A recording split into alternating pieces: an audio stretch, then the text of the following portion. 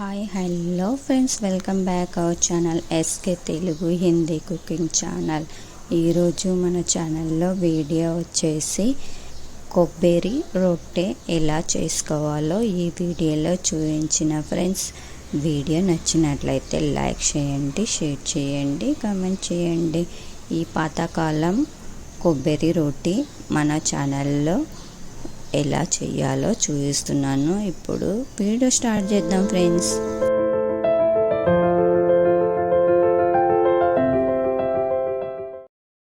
ఇక్కడ చూడండి, ముందుగా అయితే 1 కప్పు బియ్యాన్ని 4 గంటల పాటు నానబెట్టుకోవాలి.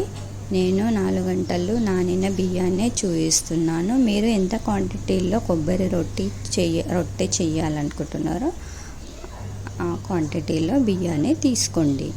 ఇప్పుడు ఈ నానిన బియ్యంలో ఉన్న నీళ్ళనన్నీ వడకట్టుకోవాలి. ఒక మంచి క్లాత్ పరుచుకొని ఆ క్లాత్ పైన వేసుకోవాలి.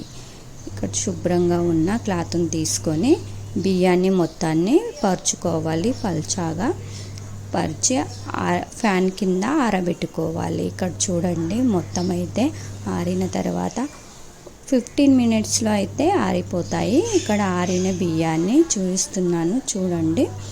ఒక టెంకాయ తీసుకోవాలి. పచ్చి టెంకాయ అయితేనే ఇంకా బాగా వస్తుంది. ఎండు కొబ్బరితోటి కూడా చేయవచ్చు ఈ పాతకాలం కొబ్బరి రొట్టెని. ఇప్పుడు ఈ బియ్యాన్ని మిక్సీ జార్లో పట్టుకోవాలి. ఇక్కడ చూడండి, రవ్వ వచ్చేలా మిక్సీ జార్లో వేసుకోవాలి. ఇప్పుడు ఈ కొబ్బరిని తురుముకుంటున్నాను. ఈ కొబ్బరి తురిమేది డిమార్ట్లో దొరుకుతుంది. మీరు డిమార్ట్కి వెళ్ళినప్పుడు తీసుకోండి, చాలా బాగుంటుంది. 1 కప్పు బియ్య పిండికి 1 కప్పు బెల్లం తీసుకున్నా. మీరు ఎంత తీయగా కావాలంటే అంత క్వాంటిటీలో తీసుకోవచ్చు.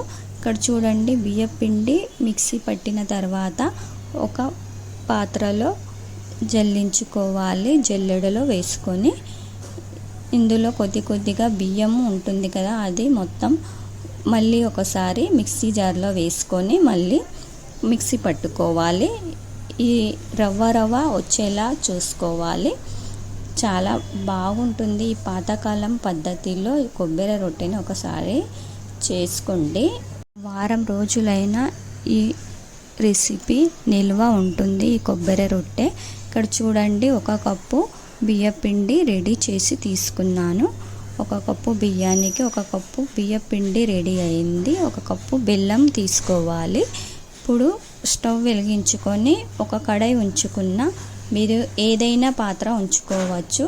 ఈ కడాయిలో బియ్య పిండి వేసుకొని ఒక 5 నిమిషాలు లో స్టవ్ పైన వేపుకోవాలి. కొద్దిగా డ్రై రోస్ట్ చేసుకోవాలి. ఇక్కడ నేను చూపించినట్లే వేపుకోండి. ఇక్కడైతే స్టవ్ అయితే స్లో పైన ఉంచాలి, ఎందుకంటే ఫాస్ట్ పైన ఉంచడం వల్ల పిండి మాడిపోయే అవకాశం ఉంటుంది. అందు గురించి స్లో పైన వేపుకోండి. ఇప్పుడు ఈ వేపుకున్న బియ్య పిండిని ఒక ప్లేట్లో తీసుకుందాము. అదే కడాయిలో 1 టేబుల్ స్పూన్ నెయ్యి వేసుకోవాలి. మీ దగ్గర ఏ నెయ్యి ఉంటే ఆ నెయ్యి యూజ్ చేసుకోండి. నెయ్యి లేని వాళ్ళైతే ఆయిల్ కూడా వేసుకోవచ్చు. 4-5 బాదం పప్పులను చిన్నగా కట్ చేసుకొని వేపుకోవాలి. ఈ వేపిన బాదం పప్పులు చాలా టేస్ట్గా ఉంటాయి. ఈ రెసిపీలో ఒకసారి వేసుకోండి. ఇప్పుడు తురుముకున్న కొబ్బరి 1 కప్పు తీసుకోవాలి. ఏ కప్పుతో అయితే బియ్య పిండి బెల్లం తీసుకున్నామో అదే కప్పుతో కొబ్బరి కూడా తీసుకోవాలి. బాదం పప్పు అయితే వేపుకున్నాము, అదే నెయ్యిలో ఈ కొబ్బరిని వేసుకొని ఒక 5 నిమిషాలు అయితే వేపుకోవాలి. పచ్చి వాసన పోయే వరకు వేపుకోండి. ఈ కొబ్బరిలోనే మనం తీసుకున్న బెల్లాన్ని వేసుకోవాలి. మీకు ఎంత తీపి కావాలంటే అంత తీపి వేసుకోవచ్చు, బెల్లం వేసుకోవచ్చు. చక్కెర దగ్గర కూడా ఈ రెసిపీ చేయవచ్చు. మీరు బెల్లం ఇష్టం లేని వాళ్ళైతే చక్కెరతో చేసుకోండి, చాలా టేస్ట్గా ఉంటుంది. ఏ కప్పుతో అయితే బియ్య పిండి బెల్లం కొబ్బరి తురుము తీసుకున్నామో అదే కప్పుతో 4 కప్పుల నీళ్ళని యాడ్ చేసుకోవాలి. నీళ్ళు పోసుకోవాలి. ఇందులో బియ్యపిండి బాగా మరలాలి. అందు గురించి నేను 4 కప్పుల నీళ్ళని వేసుకున్నాను. మీరు తక్కువ కూడా వేసుకోవచ్చు. ఫస్ట్ అయితే మనం బియ్యాన్ని నానబెట్టి పౌడర్ చేసుకున్నాము.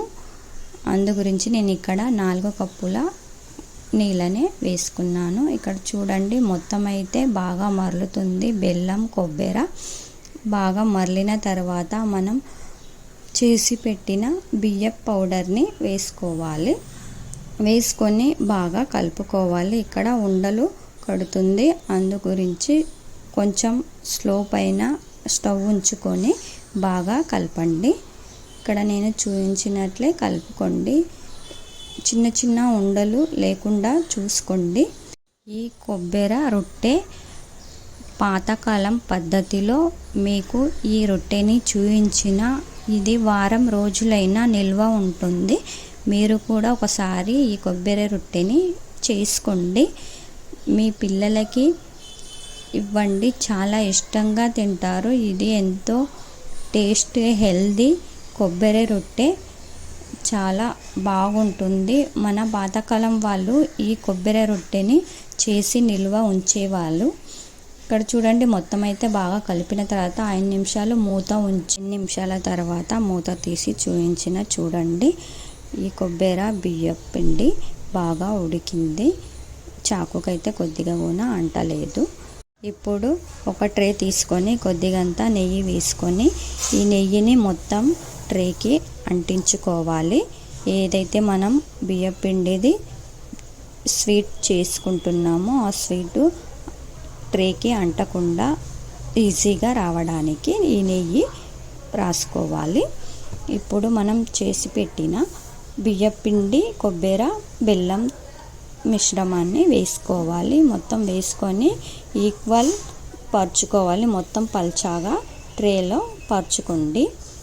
ఇలా నేను చూపించినట్లు పరచండి. లేకుంటే మీరు అలాగునా వదిలేయవచ్చు. ఏ పాత్రలో అయితే మనం రెడీ చేసినామో ఆ పాత్రలో 10 నిమిషాలు ఉంచడం వల్ల కూడా ఈజీగానే వస్తుంది.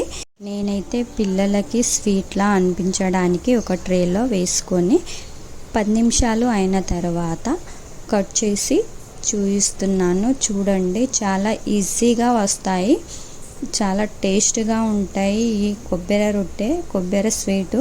మీరు కూడా ఒకసారి ట్రై చేయండి ఫ్రెండ్స్. ఈ పాతకాలం పద్ధతిలో కొబ్బరి రొట్టె నేను ఒక కటోరీలో కూడా వేసి చూపిస్తున్నాను. చూడండి మీరు ప్లేట్లో కూడా పల్చాగా పరుచుకోండి. కొబ్బరి రొట్టెని ఎలా అయినా చేసుకోవచ్చు కొబ్బరి స్వీట్ని. ఇప్పుడు ఒక ప్లేట్లో తీసి చూపిస్తున్నాను. చూడండి ఎంత ఈజీగా వచ్చిందో, ఎంత సాఫ్ట్గా ఉందో మీకు ఇక్కడ కనిపిస్తుంది కదా ఫ్రెండ్స్. మీరు కూడా ఒకసారి ఈ పాతకాలపు కొబ్బరి రొట్టెని ట్రై చేయండి. మీకు ఈ రెసిపీ నచ్చినట్లయితే లైక్ చేయండి. ఏవైనా మీకు పాతకాలపు రెసిపీలు కావాలంటే కామెంట్ చేయండి. కట్ చేసిన ఒక ముక్కని చూపిస్తున్నాను. చూడండి ఫ్రెండ్స్ ఎంత సాఫ్ట్గా వచ్చిందో, కేక్లా అనిపిస్తుంది.